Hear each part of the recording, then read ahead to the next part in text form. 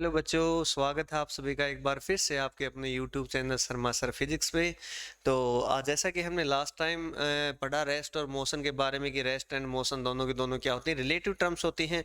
आज की वीडियो में हम जानेंगे कि मोशन 1D में कब कहलाती है सर, 2D में कब कहलाती है, 3D में क्या कहलाती है, 1D 2D 3 है क्या, किसको बोलते हैं सर 1D 2D और 3D। तो इसके बारे में आज हम स्पेशली बात करेंगे।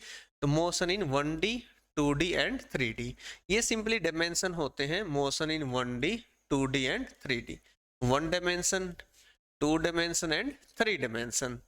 जैसे एक्स वाई और जेड जो एक्सिस आप लोगों ने पढ़ी होगी, तो एक्स वाई जेड, उसी प्रकार से अगर कोई ऑब्जेक्ट सिंपल एक ही एक्सिस में जाएगा तो उसको बोलते हैं motion in 1D। For example अगर बात बोलूं कि कोई पर्सन बिल्कुल स्ट्रेट जा रहा है विदाउट एनी टर्न, अगर कोई बंदा बिल्कुल स्ट्रेट जा रहा है, टर्न नहीं कर रहा, यूनि डायरेक्शनल है, सिंगल डायरेक्शनल है, तो उसको बोलते हैं 1D।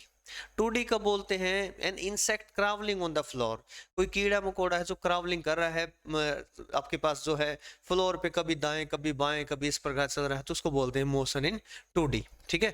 3D क्या होती है मोशन, जो एक फ्लाइंग काइट होती है, फ्लाइंग बर्ड होता है, तो उसकी जो मोशन होती है दैट इज मोशन जो होती है मोशन इन 3D होती है, क्योंकि तीन के तीन पैरामीटर उसके अंदर रिक्वायर्ड होते हैं। 3 parameters are required to specify the position of an object, उसको बोलते हैं मोशन इन 3D। जैसे मैं यहाँ पे लिखता हूँ 1D कैसे रिप्रेजेंट की जाएगी, 2D कैसे रिप्रेजेंट करेंगे और 3D कैसे रिप्रेजेंट करेंगे, कैसे इसको बताया जाएगा।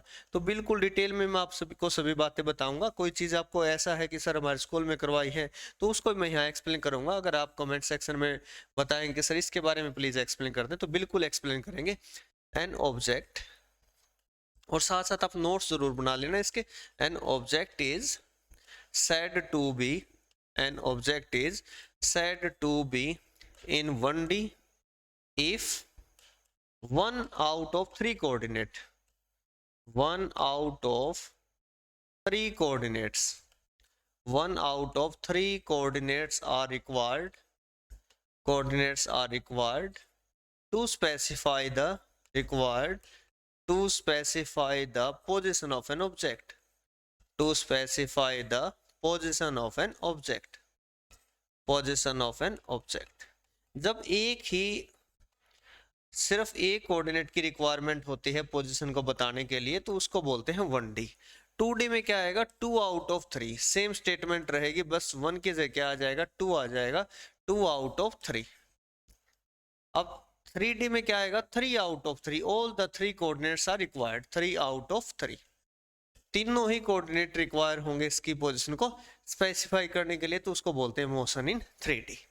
1D में जहां पे 1 हमने लोगों ने लिखा है motion in 1D, 1 out of 3 जैसे यहाँ पे लिखा है, इसकी जगह 2 लिख देंगे तो आपके पास मोशन इन 2D हो जाएगा, और 3 लिख देंगे तो मोशन इन 3D हो जाएगा।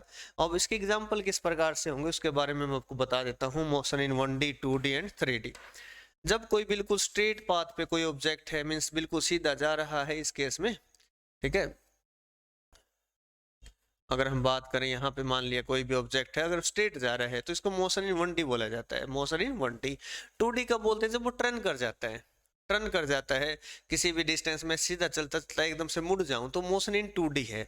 3D मीन्स जो उड़ने लग जाए साथ में, मीन्स फ्लाइंग, अगर बर्ड की बात की जाए तो उस केस में क्या होती है 3D। अब यहाँ पे मैं आपको एक क्यूब के मेथड से समझाऊंगा किस प्रकार से 1D 2D और 3D का कंसेप्ट है।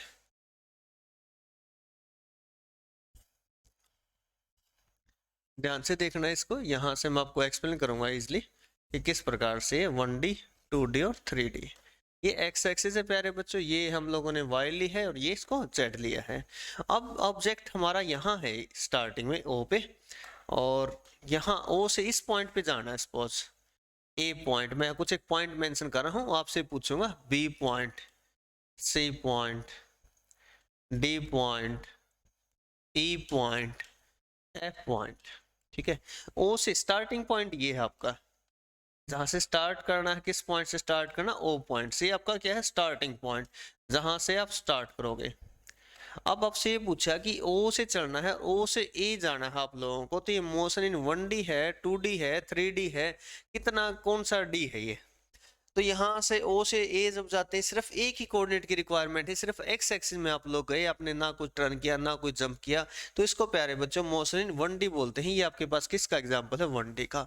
अब मैं बोलता हूँ O से B, ओ से बी पे आप लोगों ने क्या किया, डायरेक्ट आप गए ओ से बी की तरफ, सिर्फ एक ही कोऑर्डिनेट है ये भी वाई एक्सिस में, इसको भी हम क्या बोलेंगे 1t। ओ से सी, सी पॉइंट आप डायरेक्ट नहीं जा सकते, ओ से बी जाओगे फिर बी से सी, तो दो कोऑर्डिनेट की रिक्वायरमेंट होगी, पहले आप गए वाई में फिर आप ऐसे गए पैरेलल टू जेड एक्सिस, तो दो कोऑर्डिनेट की रिक्वायरमेंट होगी, तो इसको बोलते हैं 2d। अब ओ से डी, ओ से डी, अब यहां से या तो ऐसे जा सकते हो या फिर आप ऐसे जाओगे, मीन्स दो एक्सिस की रिक्वायरमेंट होगी, तो इसको बोलते हैं प्यारे बच्चों 2d। अब ओ से ई देखना, ओ से ई, ई पॉइंट पे या तो आप ओ से बी जाओ फिर बी से ई, या फिर ओ से ए से ई, यहां भी क्या होगा 2d। ओ से एफ, ओ से एफ इस पॉइंट तक हमें जाना है, आप डायरेक्ट यहाँ जाओ, यानी कि यहाँ से चले जाएंगे, कट नहीं होता बीच में पॉइंट, यहाँ से आप गए क्योंकि ये फ्रंट है और ये बैक है पोर्शन, तो यहाँ से जाओगे इस प्रकार से 3d, यहाँ से जाओगे तब भी 3d, मीन्स 3 कोऑर्डिनेट की रिक्वायरमेंट होगी। अगर घर पे भी आप अपोजिट डायगोनल लेंगे तो उस केस में भी आप समझ सकते हो किस प्रकार से 1d 2d और 3d का कंसेप्ट आया। ये 1d 2d और 3d के बारे में था। नेक्स्ट वीडियो में हम जानेंगे डिस्टेंस और डिस्प्लेसमेंट के बारे में, और जो डिस्टेंस को किस डिवाइस से मेजर करते हैं, क्या डिस्टेंस कभी जीरो हो सकती है, नेगेटिव हो सकती है, स्केलर और वेक्टर जो वो है क्या, उसके बारे में हम जानेंगे कि मैग्नीट्यूड डायरेक्शन का क्या लॉजिक होता है। Thank you so much for watching the